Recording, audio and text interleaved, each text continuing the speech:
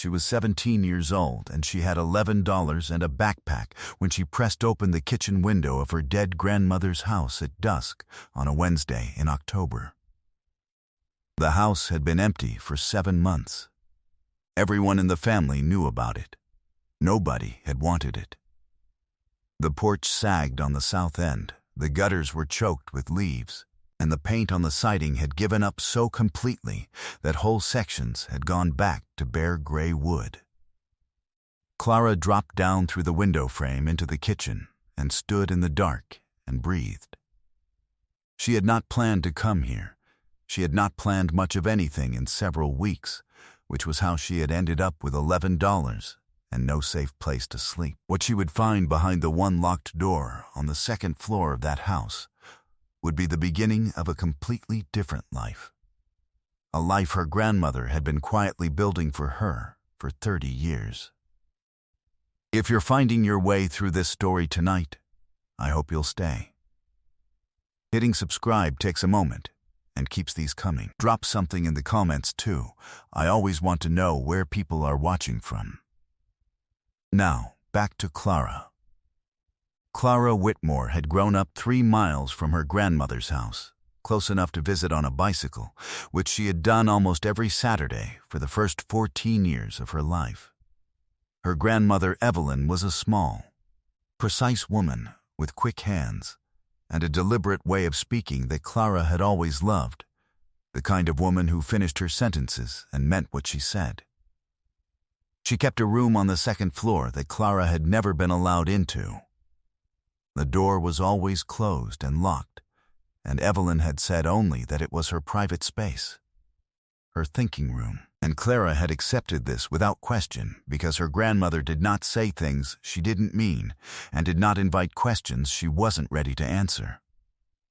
Clara's mother, Linda, had been sick for a long time before she died. Breast cancer, diagnosed when Clara was 12, managed and then not managed, and then gone entirely by the time Clara was 15. The last year was hard in the particular way that final years are. A hospital bed in the living room, a rotation of nurses, well-meaning neighbors leaving casseroles on the porch, and Clara doing the things that needed doing. Laundry, groceries, making dinner, keeping the house from feeling like it was giving up, because it was just her and her mother, and that was simply how it was. Her father had left when she was 4. She had a photograph and a first name. She had not looked for him. After her mother died, Clara was supposed to go to her aunt. Patricia Whitmore had married a man named Doug, who ran a general contracting business. They had a 4-bedroom house in a good school district and 2 sons in middle school, and a life that was organized and comfortable and did not, as far as Clara could see, have any particular room in it for a grieving 15-year-old who had just lost her only parent. But Patricia was the family. The only family on that side, and so Clara packed her things and moved 40 minutes across town and told herself it would be temporary, the way you tell yourself things are temporary when you cannot afford for them to be permanent. It was temporary, just not the way she'd hoped. Patricia was not openly unkind. She fed Clara and kept her clothed and enrolled her in the local school. And she did all of this with a business-like efficiency that made clear she thought of it as obligation rather than choice. She had a habit of referring to Clara in the third person, even when Clara was standing in the same room. "She'll adjust," Patricia would say. "She just needs time. She's going to need to learn to be independent eventually." Clara learned after a few months not to flinch when she heard it. The moment she understood how things actually stood came 8 months after she moved in. Her mother had carried a small life insurance policy. Clara had known about it. Her mother had mentioned it once, near the end, saying there would be something set aside. $12,000. Not a fortune, but enough. Patricia had been named trustee for Clara's benefit. One evening in February of Clara's first year in the house, Patricia sat across from her at the kitchen table with a printed sheet of paper. An accounting, itemized, precise, neat. 16 months of room and board, school fees, clothing, and what Patricia called administrative costs, each line exact to the dollar. The total at the bottom matched the insurance payout exactly. Balance remaining, 0. Clara looked at the sheet. She looked at Patricia. "Your mother would have wanted you taken care of," Patricia said. "That's what that money went toward." Clara said nothing. There was nothing to say, and she understood sitting there that she was going to have to be very careful for however long she was under this roof, because the moment she stopped being useful or convenient, there would be nothing here for her at all. There was a second moment, 6 months later, that she also did not forget. She had been invited to submit an application for a county scholarship, a small one, $800, for students who had experienced family hardship. The school counselor had helped her put together the application. She was proud of it. She had stayed up 2 nights getting the essay right. She left it on the kitchen counter the morning of the deadline, with a note asking Patricia to sign the guardian section while Clara was at school. When she came home that afternoon, the form was where she'd left it. Unsigned, Patricia was making dinner and said, without turning around, that she'd meant to get to it, but it had been a busy day. She said Clara could apply again next year. There was no next year in this house, and they both knew it. Clara took the form and put it in her folder and did not mention it again. She filed the memory the same way she had filed the accounting sheet, carefully, accurately, in a place she could find it later. She stayed 14 more months. She got up every morning and went to school and came home and did what was asked of her, and she kept her understanding of Patricia exactly where she'd put it. Tucked away. Accurate. Not forgotten. She turned 17 in March. She'd been accepted into the community college dual enrollment program for the fall. She had a plan: finish high school, start college, work, get out on her own terms. In May, Patricia sat her down again. The business had taken a hard year, she said. Money was tight. They cared about Clara very much, but they simply couldn't make the current arrangement work past the summer. She said it in her reasonable, compassionate tone, the one she used for difficult things, which was somehow worse than if she'd just said it plainly. She offered to help Clara apply for county housing assistance. Clara packed that same night. She walked out the following morning while Patricia was at the gym. She spent 6 weeks on a school friend's couch in an apartment her friend shared with 3 other people. It was a kind offer made by a kind girl, and Clara tried to take up as little space as possible, folding her sleeping bag each morning and keeping her backpack under the coffee table and buying groceries when she had anything to buy them with. When the roommates asked the friend to ask Clara to find somewhere else, the friend apologized with genuine distress, and Clara told her it was perfectly fine, which it was, and left the next morning. She spent a week at the library during the day and the bus station at night, eating from vending machines and the dollar menu at a fast food place, 2 blocks from the station. The library was warm and safe, and she read constantly. Novels, mostly, anything she could lose herself in. But the librarian who worked the evening shift began watching the door when Clara came in, and Clara understood the signal and stopped coming in after dark. She spent 2 weeks in a tent in the brush behind the Route 9 shopping plaza, which was tolerable until the October cold became the kind that gets into sleeping bags and stays. She still had enrollment at her high school. Technically, she had not been able to get there in several weeks. And she knew that enrollment was going to slip away soon too, the way things slipped away when you stopped being in a fixed place. It was a cold Tuesday when she ran out of ideas. She stood at the edge of the bus station parking lot with $11 in her coat pocket, and she thought, for a long time, about where she could go. And then she thought about the house on Caldwell Street. The crumbling Victorian where her grandmother had lived for 47 years, now sitting empty while the family sorted out what to do about it, and did nothing. She walked 3 miles in the dark. The kitchen window had never latched properly. She had known this since she was 9. The kitchen smelled of cedar and something sweet underneath, dried lavender sachets, she would discover, tucked into every drawer. The counters were bare and wiped clean. The dish towel hung folded over the oven handle, just as Evelyn had always left it. Clara stood in the dark kitchen and felt something she had not felt since before her mother got sick. Not hope exactly, more like the first thing that comes before hope, when you stop moving for long enough to notice you're still breathing. She found candles in the third drawer and matches beside the stove.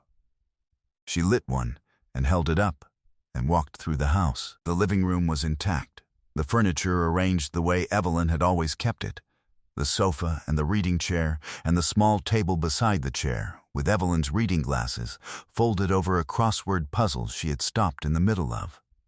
Clara set the candle on the coffee table. She sat down on the sofa. She pulled the blanket off the back of it and wrapped it around herself. She slept 12 hours. In the morning she spent time learning the house the way you learn something important, slowly and by touch. It was a Victorian, mid-1880s from the trim details and the style of the newel post and the high ceilings, and Evelyn had maintained it for 47 years with the careful attention of someone who understands that a house only stays sound if you respect it. The porch had soft spots. The east parlor window had a crack taped from the inside. But the foundation was solid, the roof did not leak, and the interior walls were straight and true. The house was tired. It was not dying. She found food in the pantry. Canned tomatoes and beans and corn, a half bag of rice, 2 jars of honey, a tin of tea. She ate, and she breathed, and she felt, for the first time in several months, that she had a little time to think. The upstairs had 4 rooms. 3 were ordinary: Evelyn's bedroom, a guest room with a faded quilt on the bed, a small storage room that had once been a nursery. The 4th room was at the end of the hall, and its door was closed. Clara tried the handle. Locked, she pressed her palm flat against the door. Skeleton lock, old hardware, solid frame. She looked at it for a long time and then went back downstairs to eat beans from a can and think. On the second morning, the neighbor noticed. She saw him through the parlor window first, an older man standing at the edge of his yard with his hands in his jacket pockets, looking at the house with the particular attention of someone who has been watching for a while and is deciding what to do about it. She could have stayed hidden. She almost did. Then she thought about what hiding had cost her lately, and she went to the front door and opened it. His name was Hollis Garner. 74 years old, a retired letter carrier with a deliberate way of moving and the kind of face that listens more than it talks. He had lived next door to Evelyn Whitmore for 31 years. When Clara told him who she was, he was quiet for a moment. A short, complete quiet, and then he said, "I know who you are. She talked about you." He said it the way you say something that's simply true. No decoration. Clara held on to the doorframe for a second. He went back inside and returned with a pot of soup and a sleeve of crackers and set them on the porch step. He sat in the porch chair. She sat on the step. He talked about Evelyn. They had been friends for 3 decades, in the particular way of good neighbors, not close in the way of people who share everything, but grounded in the way of people who understand each other, who check on each other in bad weather and leave things at the door without making an event of it. Evelyn had been private, he said. She didn't talk about her past or her family much. But she had been good to everyone on the block, in her quiet, specific way. She mended things for people, he said. Tear in a coat, a quilt worn through, a hem gone out. You brought it to her, and she fixed it, and handed it back, and never once mentioned payment. She said she liked to keep her hands busy. He looked out at the street. Every December, she'd carry something out of the house wrapped up in a flour sack, tied at the top, and bring it to the church auction. Took her all autumn to make it, you could tell, but she never said what it was. Said the mystery was part of the point. He smiled, faintly. Evelyn said some things are only meant for the right person to find. Clara thought about the locked room at the end of the hall. She spent the days doing what she could. She swept. She carried the leaf buildup off the porch. She cleared the side yard of dead wood and tightened the porch rail with a screw from the kitchen junk drawer. She washed every window she could reach with newspaper and vinegar from the pantry cabinet. It helped her think. The house looked better, not repaired, not finished, but cared for, which was a start. Hollis came back on the 6th day with a form from the County Housing Authority and a phone number for a legal aid office. He set them on the porch step beside the soup bowl he'd come to collect. "You've got rights here," he said, "even at your age, as her only grandchild." He paused. "Go find out what they are." The attorney at the legal aid office was a woman named Reyes, quick, precise, entirely practical, and entirely on Clara's side. She explained that because Linda Whitmore had been Evelyn's only child, and Clara was Linda's only child, Clara had a significant legal claim on the estate, but it would require probate. And it would require a will, if one existed. That was when Clara understood what she needed to find inside the locked room. She went back to the house, and she went through everything. Every drawer, every shelf, every coat pocket in the hall closet. She checked the Bible on Evelyn's bedside table, the sugar bowl, the small wooden box on the dresser that held 2 spare buttons and a thimble and a folded hardware receipt from 1987. And at the bottom of the wooden box, under the receipt, a small brass key. Old, the kind that fits a skeleton lock. I want to stop here just for a moment if this story is sitting with you. Subscriptions are how you make sure the next one finds you too. Just a second to hit it, and leave something in the comments if you're moved to. I really do read them. Now, what was behind that door? She stood at the top of the stairs and held the key. Then she walked to the end of the hall. The key fit. The lock turned. She pushed the door open. It was not what she expected. She had braced herself for boxes, dust, the detritus of a life improperly sorted. What she found instead was a studio. Clean and precise and entirely alive in its stillness. The way a workshop is alive even when no one is working in it. 7 months of dust on the sill, nothing else out of place. The walls were hung with quilts, not folded, not stored away. Hung, displayed on wooden dowels at eye level, pinned at the corners, arranged the way you arrange things you want seen and understood. There were 8 of them on the walls, and a 9th draped over the long worktable at the room's center. They were not alike. One was strictly geometric, interlocking triangles in deep blues and creams, as precise as drafted mathematics. One was all curves, flower shapes that seemed to shift and breathe when Clara moved her head. One was a landscape, rolling fields under a half-moon sky, pieced from so many shades of fabric that you had to press close to find where one ended and the next began. Another was a night sky, dark indigos and scattered whites that looked, somehow, like they were lit from behind. Clara stood in the doorway for a long time. She did not know enough about quilts to say what she was seeing, except that she could feel it the way you feel that a piece of music has been played by someone who genuinely knows what they're doing. She walked in slowly, and she did not touch anything. Under the worktable was a trunk. Inside the trunk, thread and fabric, sorted by color into cloth bags, neatly sealed, thimbles, spools wound in paper, packets of needles, bolts of batting. And beneath all of this, wrapped in a piece of muslin, 2 shoeboxes bound with kitchen twine. The first shoebox held letters. 40 years of correspondence, the envelopes worn at the edges from handling, addressed to E. Clara Whitmore, Clara's own full name. She understood after a moment's confusion. Was her grandmother's middle name, passed down without ceremony, at a post office box in the city of Dalton, 40 miles south. The letters were from a shop called Margaret's Textile and Fine Craft.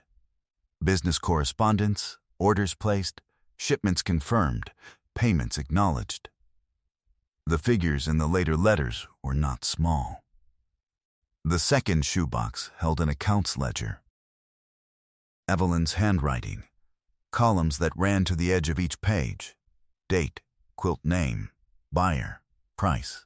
The first entry was dated March of 1978.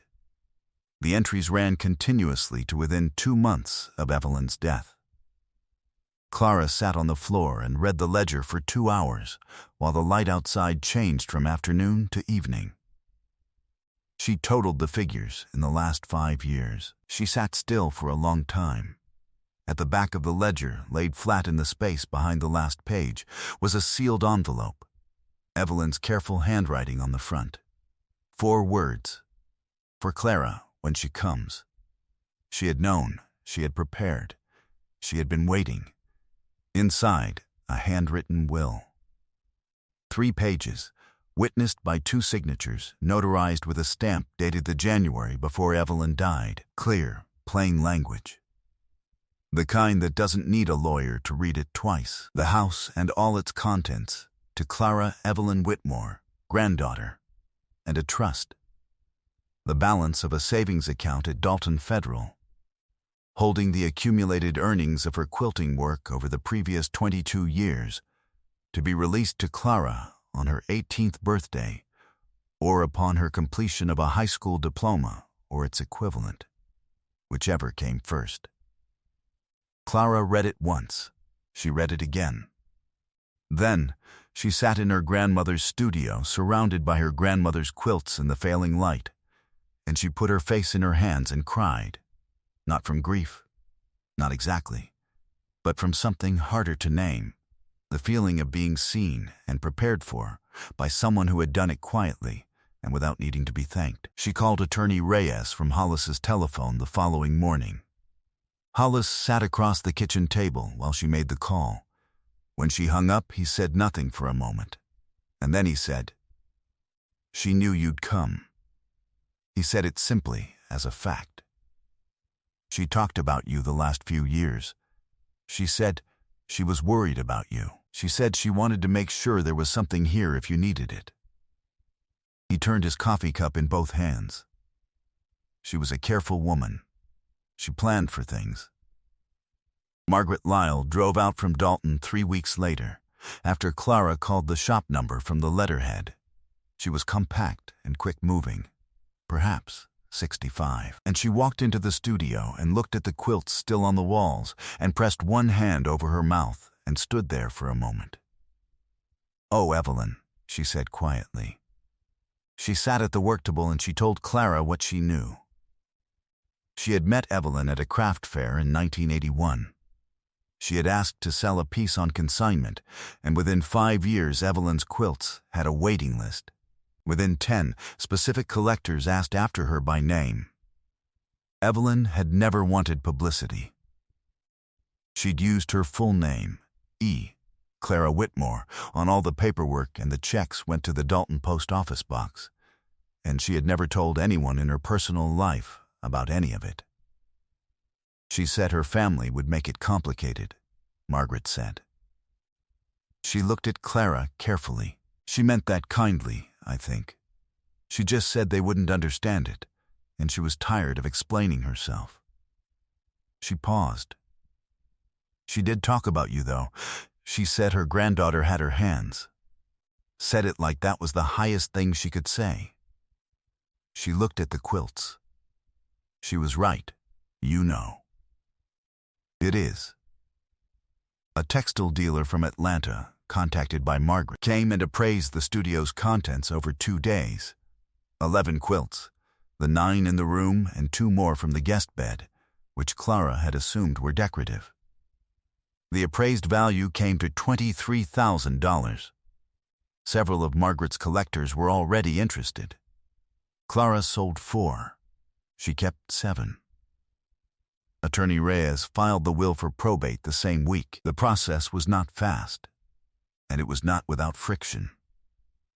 Patricia, notified as a surviving family member, filed a counter-motion with the probate court within a month, claiming she had been acting as informal estate administrator since Evelyn's death and questioning the will's execution. The court examined the will. It was valid, properly witnessed, properly notarized, filed with the county clerk 3 months before Evelyn's death. The counter-motion was dismissed. Patricia received a certified letter from the court.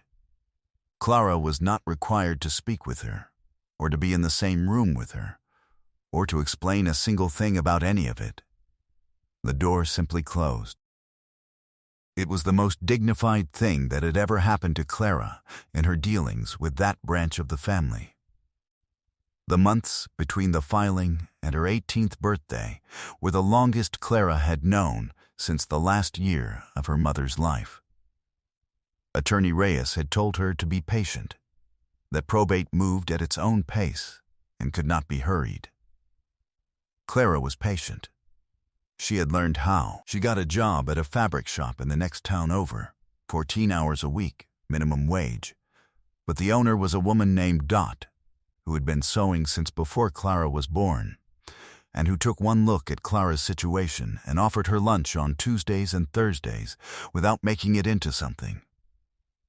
Clara spent her lunch breaks in the back workroom, asking questions, learning the difference between cotton and linen and silk by feel, understanding the way a pattern's grain could make or break the finished piece. It was not unlike learning to read a room for its proportions. It was, she began to understand, exactly the same skill applied to a different material. She worked on the house on the weekends. She repointed the mortar around the front steps with material she bought in small bags with her fabric shop earnings. She repainted the parlor. She replaced the soft porch boards with Hollis's help, and Hollis, who had apparently been waiting for someone to give him a reason to be useful, began appearing most Saturday mornings with a tool or a bag of materials and staying until lunch. She turned 18 the following March. The trust released 11 days later. The savings account at Dalton Federal, built from 43 years of quilt sales, deposited quietly into a post office box account, held $91,000. Clara sat at Evelyn's kitchen table with the bank statement in front of her, and she thought about a woman who had driven 40 miles every few months for 4 decades to deposit checks under a name only her granddaughter also carried. A woman who had locked her work away from the people who would not understand it, and left a key exactly where she knew the right person would look. She thought about the accounting sheet Patricia had slid across the table, itemized, precise, zero balance. And she thought about the envelope at the back of the ledger, for Clara when she comes. She did not call Patricia. There was nothing to say. There was also nothing that needed saying. She got her get in April, at a testing center in town, in a room with 6 other people, and she passed without difficulty. She had always been good at school, and she had spent the winter reading every book on Evelyn's shelves, which were carefully chosen and extensive. The shelves of a woman who read seriously and kept only what mattered. She enrolled in the community college design program in the fall. She had thought about what she wanted and chosen the closest available word for it. She wanted to understand how things were made, to know the grammar of structure and form, to build a vocabulary in the way her grandmother had built one, quietly, over years, in a room with the door closed. She had started quilting that winter. It began with Evelyn's notebooks, 2 full shelves of them in the studio, technique notes written in the margins of pattern drafts. observations about fabric behavior, small working sketches, records of decisions made and revised. They were the notebooks of someone who thought seriously about her craft and kept the thinking, the way a scientist keeps lab notes. Clara began carefully, clumsily, with the patience of someone who knows she is learning and is not embarrassed by it. She made mistakes and ripped seams and started again. By February, she had completed her first quilt. It was simple. It was not beautiful. But it was hers, and she knew with the certainty of someone finding out something true about themselves that it was the first of many. She repaired the porch with Hollis's help across 3 Saturdays. He turned out to have a quiet competence with woodwork and no patience for watching her do it alone. She replaced the cracked parlor window. She cleared the gutters before the spring rains. The house was still tired. It was considerably less tired than it had been. In December, she made a quilt, her 4th, and the best so far, a geometric pattern in deep blues and creams that she had been planning in her head since August. She brought it to the church hall on Caldwell Street on a Saturday morning, wrapped in a flour sack tied at the top, and left it with the woman at the auction table. She did not say who had made it. She walked home through the cold with her hands in her pockets, and she did not look back. Hollis was sitting on his porch when she passed. She would have done exactly that, he said. I know, Clara said. She did know. She knew because she had read Evelyn's journals and Evelyn's letters and Evelyn's ledger. And she had learned that her grandmother had been a woman who understood something it had taken Clara a long time to learn. That the things you make in private, with care, for no audience, are the most real things you will ever do. That what you give away quietly, without ceremony, without the expectation of thanks, is the part of yourself that actually lasts. Evelyn had spent her life being invisible to the people who should have seen her, and she had used that invisibility carefully, to build, to save, to prepare, to leave a door open for a girl she loved who was going to need it. She had left a key in a wooden box. She had written 4 words on an envelope and waited. Some things are only meant for the right person to find. Clara had been 17 and homeless and out of options when she pressed open a kitchen window in the dark. She had come with $11 and a backpack and the particular resolve of someone who has had everything taken and still has not broken. What she found behind the locked door at the end of the hall was not just the evidence of her grandmother's secret life. It was the proof that someone had always been watching over hers. If this story found you tonight and stayed with you, I hope you'll subscribe.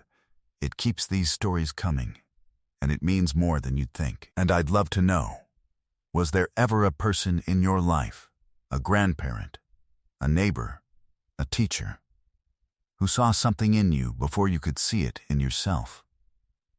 Tell me in the comments. I read every single one. See you in the next one.